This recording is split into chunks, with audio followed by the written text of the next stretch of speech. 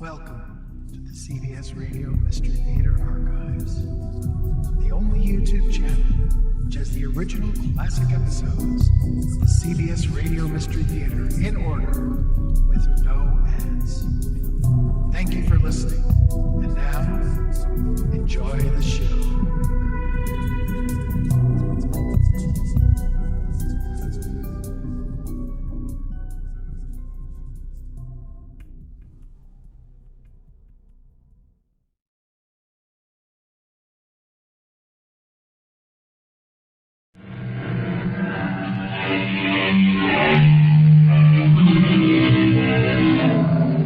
Come in. Welcome. I'm E.G. Marshall. There is a distinction between assassination and murder, though both end in the victim's death. An assassin generally kills a political figure or prominent person for a cause or notoriety, not revenge, not money. He is an optimist who appoints himself judge and jury and is generally an ordinary person. We meet one today who killed an American president. What am I being accused of? Not deceit, sir, but ambition. I was ambitious to know your niece, Anna. I was ambitious to meet you, her uncle. And I am ambitious to make the law my career. To all that I do plead guilty. Charles Guiteau, I see in you the makings of an excellent trial lawyer. I wish you good night. Good night, Hannah. Good night, Uncle. Now, where were we? You were magnificent, Charles. It was nothing.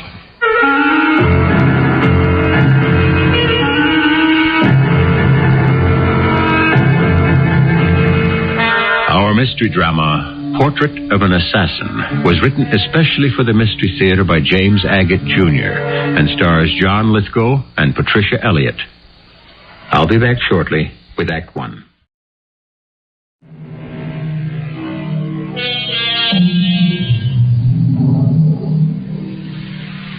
Some said he was a visionary. Some said he had delusions, but that there was value in his beliefs. But the means he used to benefit his country proved he was a misfit. Put a man on the scales. If he is in balance, the world gains.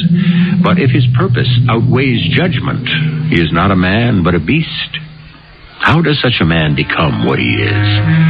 Charles Guiteau, the assassin of President Garfield, started life with a golden rule, which somehow became tarnished along the way. Last night, I had the first good night's sleep since I'd made up my mind to kill him. I slept like a baby, woke up refreshed, feeling fine. It's all because I was successful. Yesterday, I shot the President of the United States, and I know he's going to die.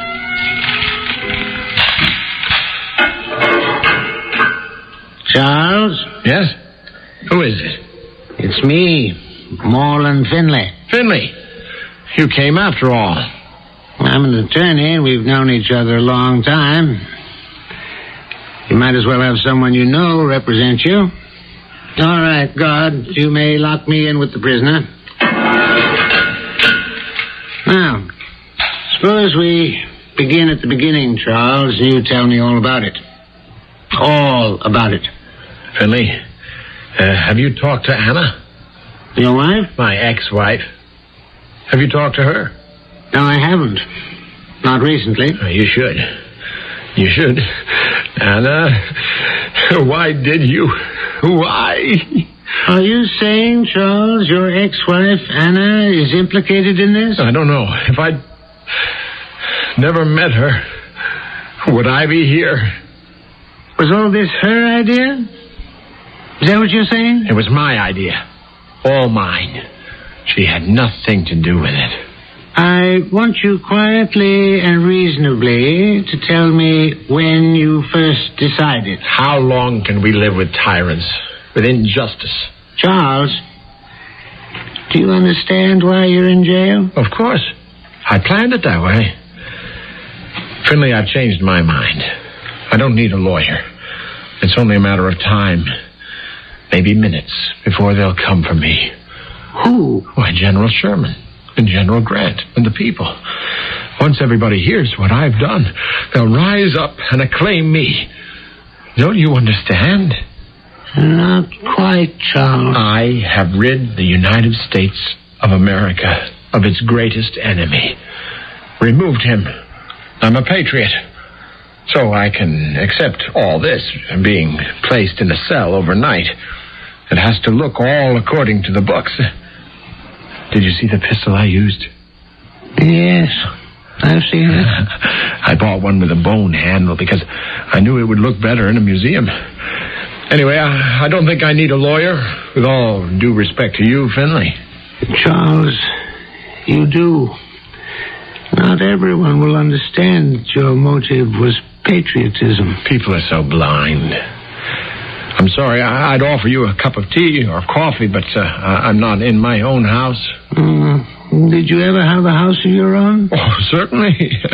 I didn't always live in rooming houses.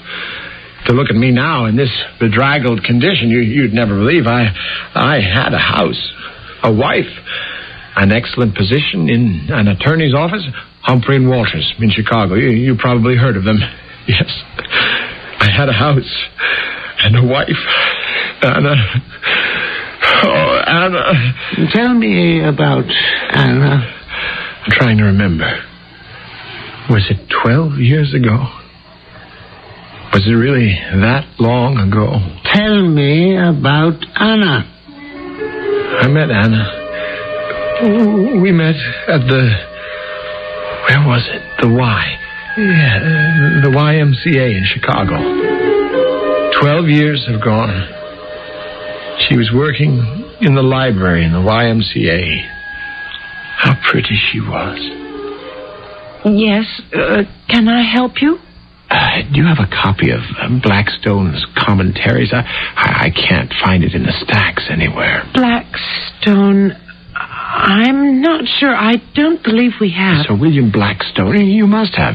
Why, he's the Bible for jurists. Are you an attorney? Yes, I am. I'm with Humphrey and Walters here in Chicago. I guess I'll have to look elsewhere. Oh, I wish I could be of help to you, Mr. My name's Charles Guiteau. That's French. French? You speak English very well. Well, I've traveled a great deal. One picks up things. I also speak German. Oh, I don't speak any languages. It's a defect I'm going to correct as soon as I can. Your parents are... That's the problem. They both died not very long ago, and I'm living with my uncle. He's a very well-known lawyer, too. Isn't that a coincidence? I beg your pardon, miss, but what did you say your name was? Anna. Anna Bunn. B-U-N-N. Oh, Anna. That's interesting. I've made quite a study of names. Do you know what Anna means? No, I don't. I never thought about it. I must tell you sometime. An unusual name. No, it's not. But then you're an unusually attractive young person. A great deal is revealed in a name. I'm sorry about the Blackstone. I wish I could have helped you. Perhaps, Miss Bunn, there is something you could do for me. There is? May I have the honor of calling on you this evening at your uncle's residence?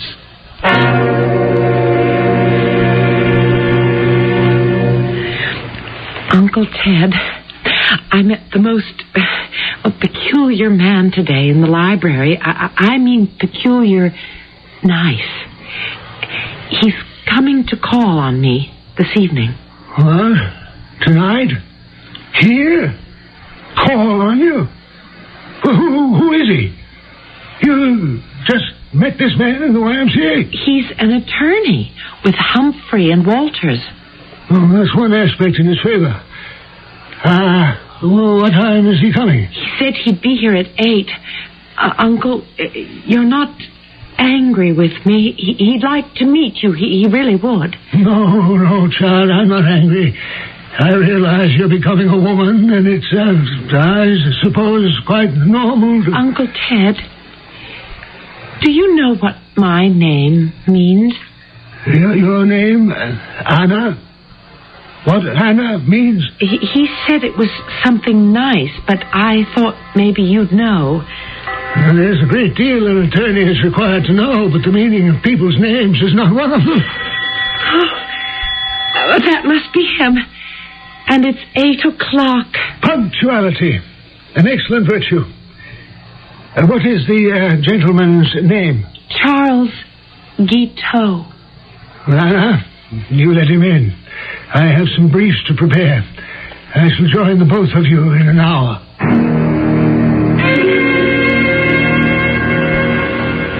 I tell you, from nowhere. He did it.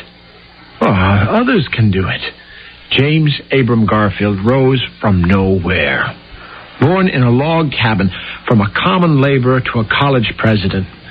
It wouldn't surprise me in the least if someday he attained the highest office in the land. The president? Because he knows where he's going. Self-improvement.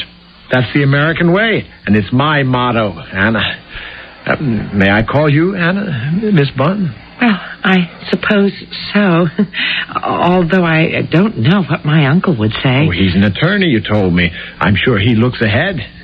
Besides, we're almost into the 20th century, 1868. Don't you feel the magic of those numbers? I voted for Ulysses S. Grant, and he became president. 1868. What a year this is. Did you hear that a tremendous meat packing company opened a big plant here in Chicago? Progress. The American way. Oh, you have a great many facts at your fingertips, Mr. Guiteau. But they're not as delicate as yours, Anna. Oh. What legal work do you do, Mr. Guiteau? You may call me Charles. You were going to tell me what my name meant. So I was. Anna means the graceful one. A magic name for beauty walking. Oh, my goodness. The shoe fits like Cinderella's slipper. And Charles, your name, what does it mean? Charles comes from the Latin Carolus, and it means strong and manly. And it also means spurious, deceitful, and false. I suggest, Mr. Guiteau, as you take up your hat, walk yourself to the front door and let yourself out of this house. Let me explain. No, there's nothing to explain. I happen to know Judge Walters as an old friend and neighbor. I saw him just now, and he informed me that although you're employed in his legal firm, it is not as an attorney, but as a clerk. Do you hear that, Anna? A clerk. Sir, I ask again that I be permitted a few words. Go ahead. Keep them brief. I admit I passed myself off as an attorney to your niece, but the circumstances are extenuating, sir. I was not lying to her, per se, because I always think of myself as an attorney. It has been my life's ambition. Not deceit, sir, but ambition. I was ambitious to know your niece better. I was ambitious to meet her uncle. I am ambitious to make the law my career. And to that, and that alone, I plead guilty. Guiteau, I see in you the makings of an excellent trial lawyer. I wish you good night. Anna, when Mr. Guiteau leaves, make certain all the gas is turned down. Well, good night, sir. Come see us again. Good night, Anna. Good night, Uncle Ted. Now, where were we? Oh, you were magnificent. Oh, it's nothing. Uncle Ted is right. You are going to do very well. Oh, of course I am. I don't need him to tell me that. You could tell everything about you when you spoke. You really are the most interesting man I've ever met. And you're the loveliest lady I have ever met. Why do you work in that library, Anna? Surely your uncle... Well, yes, he could take care of me easily, but I want to work. I want to learn. I want to do something. I think we're very much alike. I hope we can become good friends. I would like that. You really think I made a good impression? On Uncle Ted? Oh, I know when he's pleased, particularly when he takes a firm stand and then finds himself persuaded against his initial judgment. He liked you, Charles. I'll make myself worthy of his friendship and his endorsement. What do you mean? When I take my bar examination, one word from an attorney of his standing, and I'll be able to hang out my own shingle in 6 months.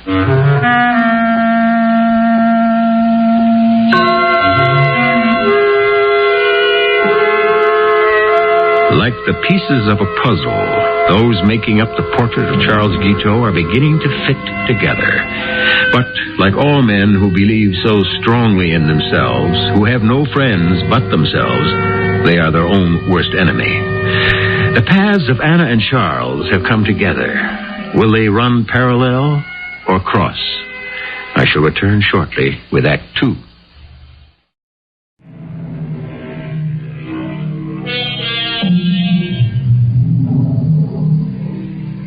Charles Guiteau, 39 years old, sits in Washington's District of Columbia jail the morning after he has fired 2 bullets into the back of President James Garfield.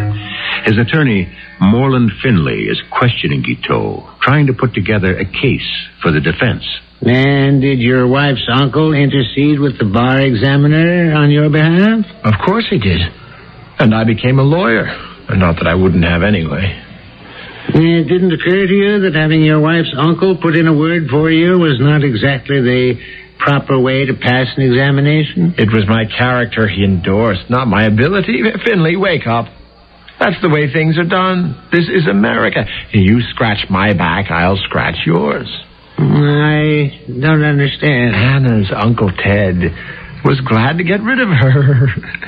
I was an excellent prospect for marriage. By helping me, he was ensuring his niece's future. And I was a good husband. I did everything I could until... I despise her now. Marrying Anna was the biggest mistake I ever made. She has asked to see you. Here? In jail? I won't allow it. I want to have nothing to do with her. If that's so, Charles, why did you marry her? Because I married Anna because I loved her. That was then. Want to tell me about it? I remember the very day. It was a year after we'd married. Anna? Anna, I'm home. Anna, where are you? Anna, what are you doing lying on the bed in your bathroom? We're supposed to be going out tonight to celebrate. We are? Celebrate what? Anna, what's the matter with you? It's our first anniversary.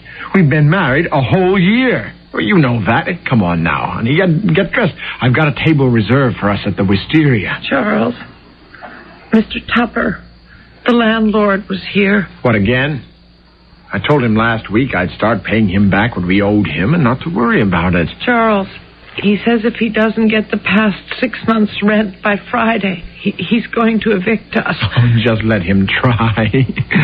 After all, I'm a lawyer. I know the law. Wait till I show you the snazzy suit I bought in your honor to celebrate our anniversary. I told the salesman, never mind the box. I'll be wearing this suit in half an hour. Feel that material, honey. The latest thing, Cheviot. Now, you get dressed. How did you pay for it? I charged it. How are you going to pay for the dinner? Just put my John Hancock on the check. They know me at the Wisteria. They're thinking of hiring me as their attorney. I'm sorry, I don't feel well, Charles, and I don't want to go there. We mustn't run up any more bills. All right, then. I'll go get a bottle of wine. Put it in the icebox, and we'll celebrate here. I tell you what, you order what you want, and I'll make dinner for us. I'll cook it. On what? On our stove, of course. Anna, what's the matter with you? Don't you think I can cook? Charles, They came today and they took the stove away. Who did? Bradford's, where we bought it, and they took the icebox away, too. Oh, Charles. How long is this going to go on? Well, I'm having a little hard time getting established. Be patient. But you spent everything we saved. Everything Uncle Ted gave me when we married. New suits, dinners out. Oh, Charles, we have to be careful. You've given me an idea. Your uncle. When he gets back from his vacation, I'll ask him to advance us something. I've never asked him for a penny. Your uncle owes you something. Well, he owes me something, too. I took you off his hands. So the least he could do... What did you say? Well, a couple of $100 is the very least he could do, and he won't even feel it. You took me off his hands? A figure of speech, more or less. No, I won't. Anna, don't make me angry. I'll tell him about the account I'll have, the Wisteria restaurant. Just a couple of $100. Enough to get old Tupper off our backs. Oh, Charles, what does the restaurant want a lawyer for? To collect from all those people who signed for their meals and haven't paid up. I'm the ideal attorney for them. Now, how to celebrate. I've got it. Don't get dressed. Stay as you are. Your hair in a mess, just the way it is. Go downstairs and knock on Tupper's door.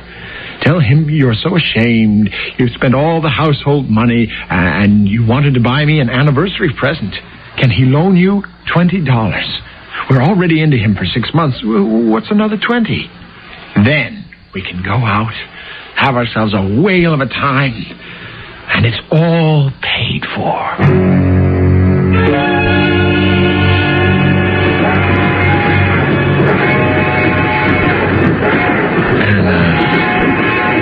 You'd stop crying. I'm so ashamed. Having to leave Chicago like this and not telling anyone. We didn't have to leave. I decided New York City would be a better opportunity. To be locked out of our rooms, Charles, it was so shameful. Old Tupper didn't reckon with me, did he?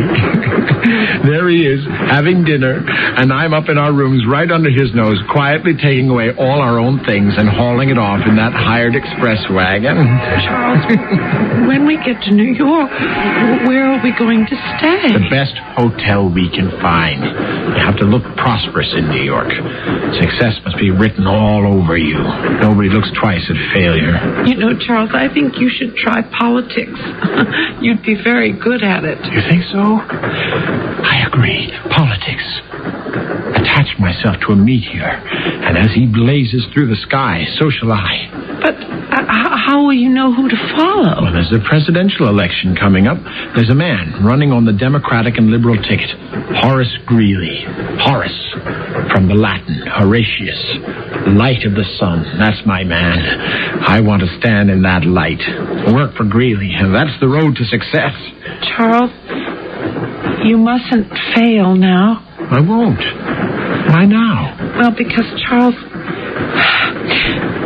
we're going to have a baby. You? We? A baby? Anna, darling, you're going to have a baby. I'm going to have a baby. It's a dream come true. Did that ever happen to you, darling? All of a sudden, a dream come true? No, never. Just the opposite in my life. Until now. So, you see, things change. Now we'll have a baby. It would be wonderful. It will be wonderful. If I don't get dealt another hand from the bottom of the deck. Oh, don't be so pessimistic, silly. You're right, Anna. Go on, Mr. Engineer. Blow your train whistle for New York. Success and our baby.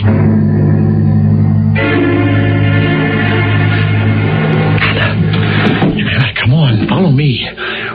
We climb out this window and walk down the fire escape to the street. I can't. I'm afraid it's so high. What are you talking about? The whole hotel is only 5 stories high, and we're on the 3rd floor. I can't go out there, Charles. I can't. So what do? Wait till morning, till they take everything away from us? Anna, Are you going to stand in the way of my becoming an important politician in New York? Now, come on. You, an important politician. Nobody knows you exist. It's the same old story. We run up bills, we can't pay the rent, and have no money because you have no job. No, I don't have a mere job. I have a position with the Republican Party. I speak at rallies for Horace Greeley. But you never told me that. Well, now I have.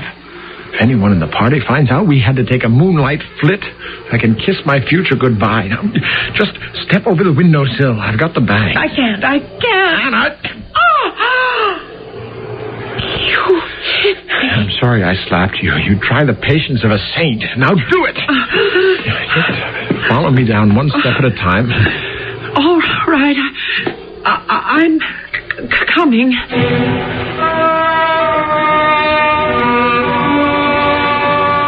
Oh, my darling Anna. It's so good to see a smile on your face. You see, this rooming house is quite cozy. I hope they fixed the loose step. I told them again, but I'm careful. I step over it. I don't mind, and neither does he. You mean our son? Oh, I'm sure it'll be a boy. Oh, he kicks so hard. Oh, I was telling Mr. Greeley about the baby today. I said to him, Mr. Greeley, I'm working as hard as I can for you to get elected because I want my son to be kissed by the President of the United States.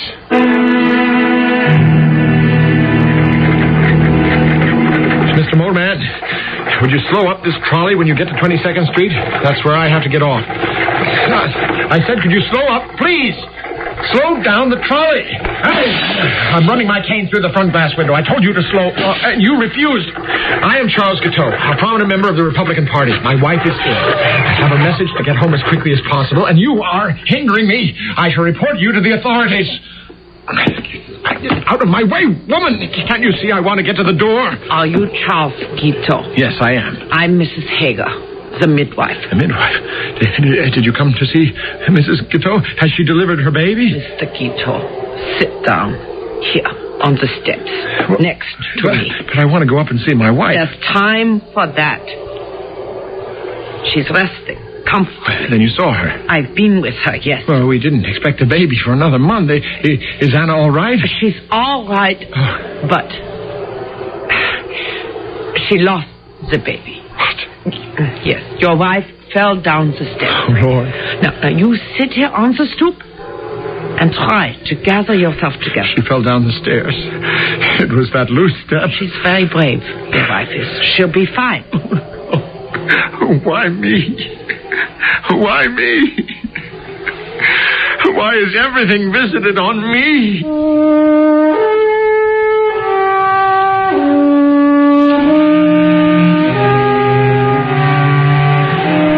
You ask yourself, Anna, what does it all mean?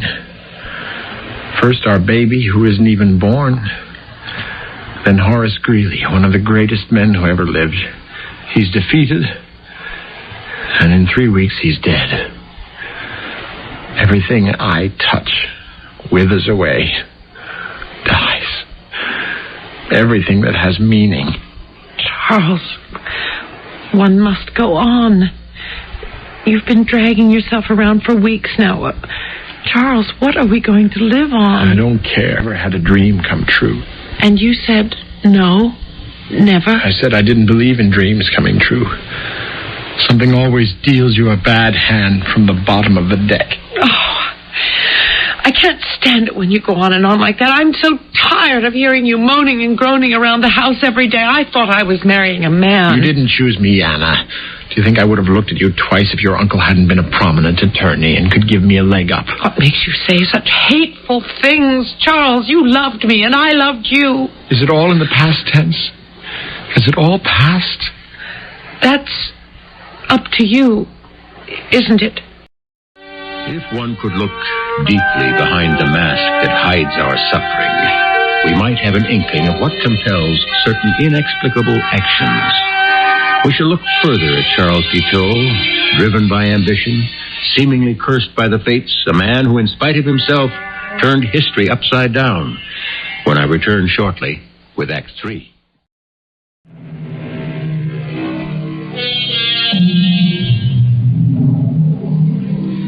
The records show that from this time on, Charles' wife, Anna, began to fear for her life.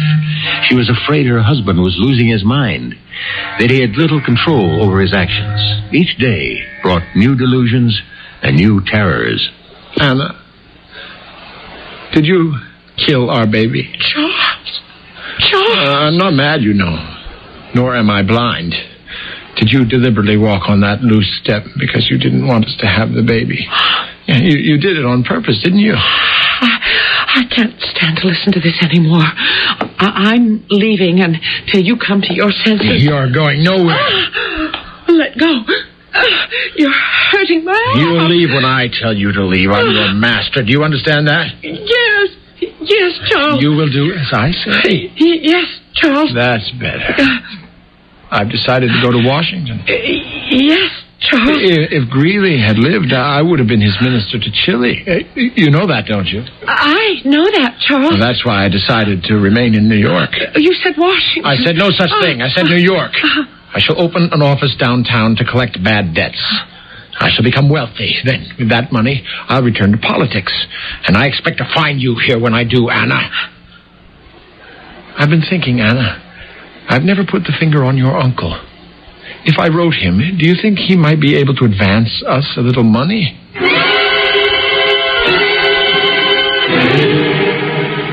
I'm sorry, Mr. Finley. My husband isn't home, but I expect him pretty soon, if you'd like to wait.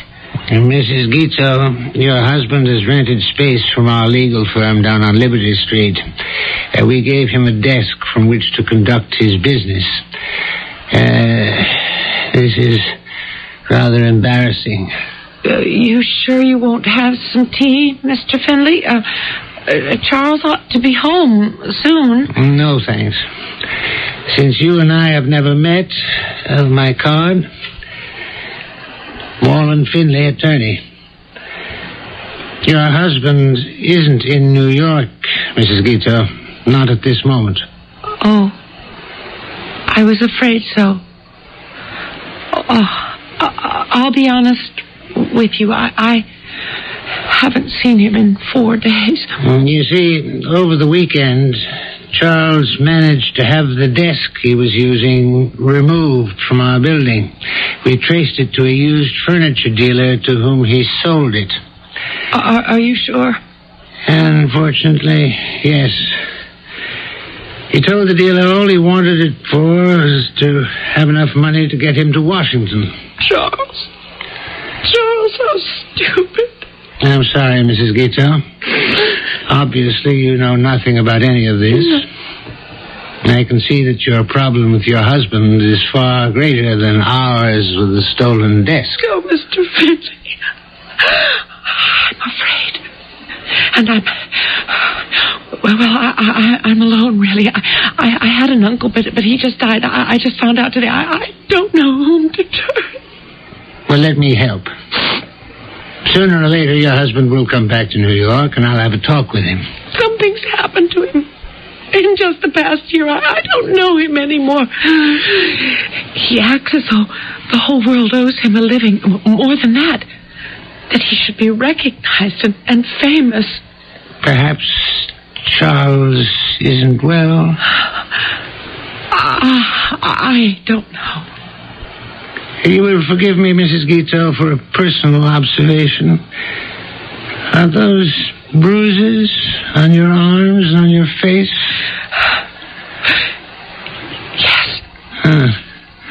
I think it's you who needs to be protected. And when I see Charles, I'm going to tell him so.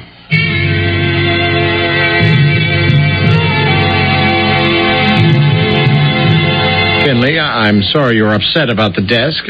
Of course I'll pay for it. It was the weekend. I needed the fare to Washington. I couldn't reach you. I mean, what else could I do?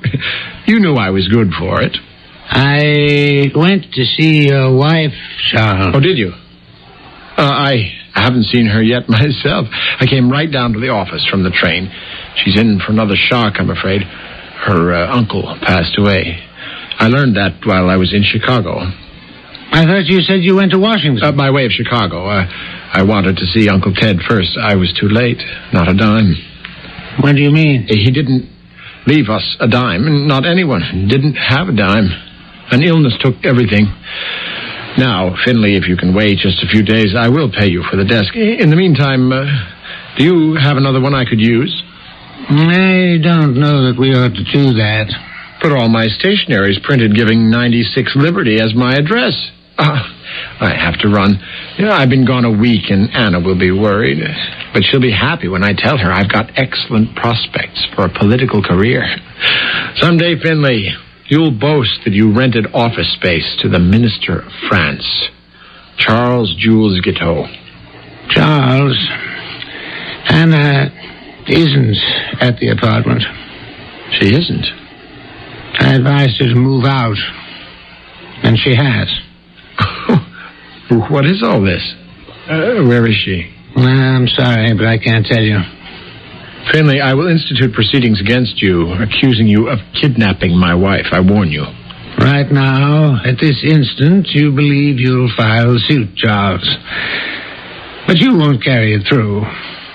You may strike a woman, but in a man's world, you're not a man of your word.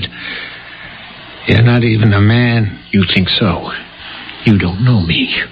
I wish I knew what to advise you. You appear to live in a world that doesn't exist. Does that mean I can't have a desk here? I'll find some space and a desk. At least that way I can keep an eye on you.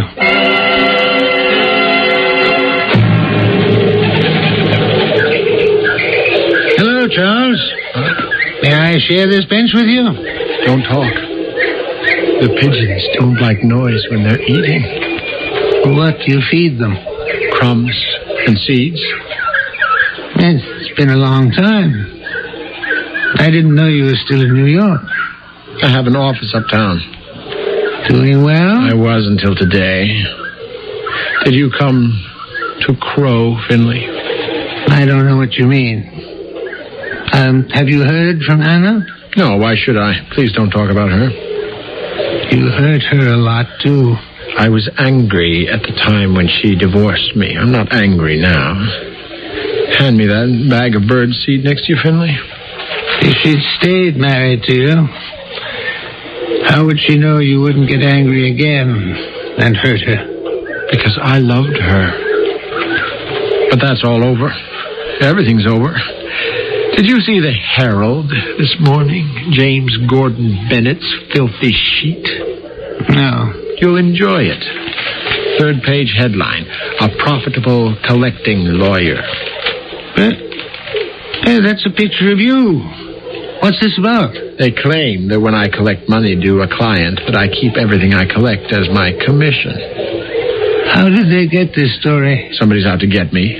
Ruin my business. Ruin me. I don't know why I should be surprised. It's been that way all my life.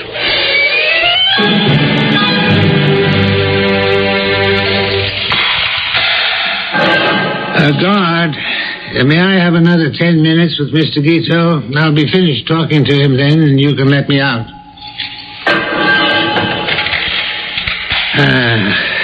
That was the last time we met, Charles, in the park in New York when you were feeding the pigeons.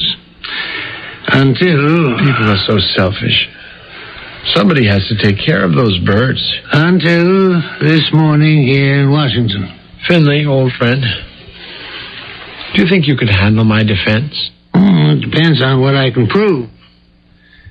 There's no question but that you shot President Garfield yesterday morning at the Baltimore and Potomac Railroad Station. It was the only way to save the country. How did you come to decide that? When Greeley lost, I wanted Garfield to be elected, so I worked for him.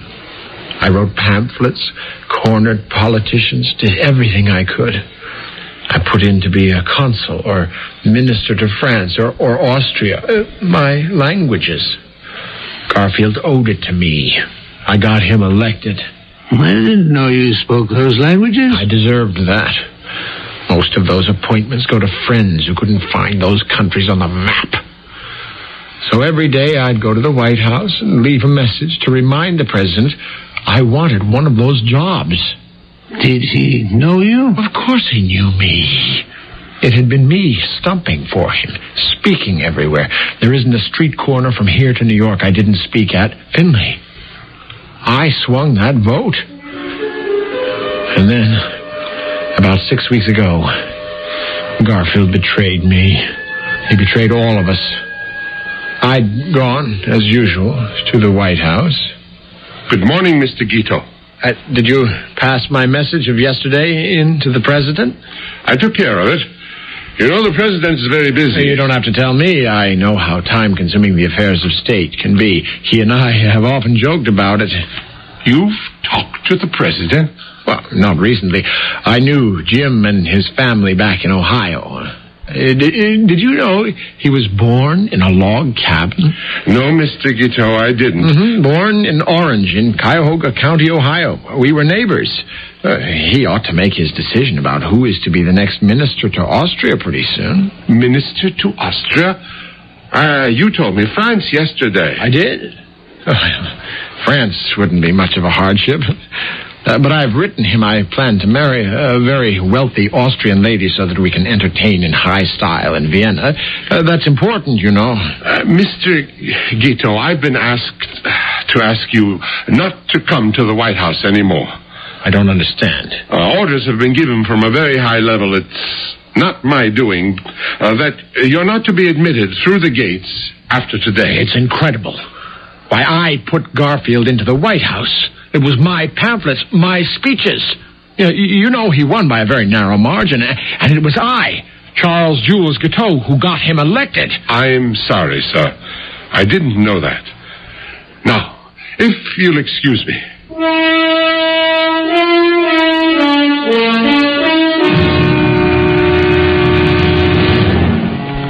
I left the White House and went to my rooms. What should I do? That night, for the first time, I heard a voice. Kill Garfield. Kill Garfield. Kill him. Kill him. It was the only answer. Rid the country of that man. Remove him permanently from office. Now I knew. After 39 years of wondering why I'd been placed on this earth, I knew why. I suddenly had a meaning. I, Charles Jules Guiteau, had but one purpose in life, and that was to save the Republic.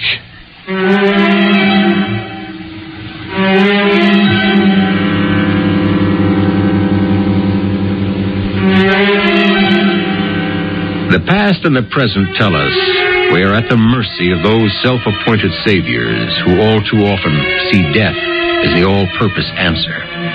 Charles Guiteau, the assassin, had a vision to heal the blindness of sight. Unhappily, it was he who was blind. I shall return shortly.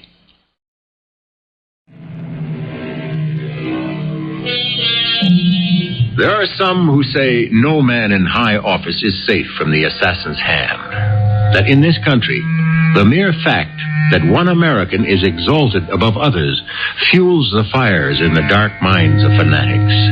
In that respect, our era might be called uncivilized. Because we of Mystery Theater believe only the clear light of knowledge and understanding can protect society, we have presented this portrait of an assassin and hope someday we can call ourselves civilized. Our cast included John Lithgow, Patricia Elliot, and Robert Dryden. The entire production was under the direction of Hyman Brown.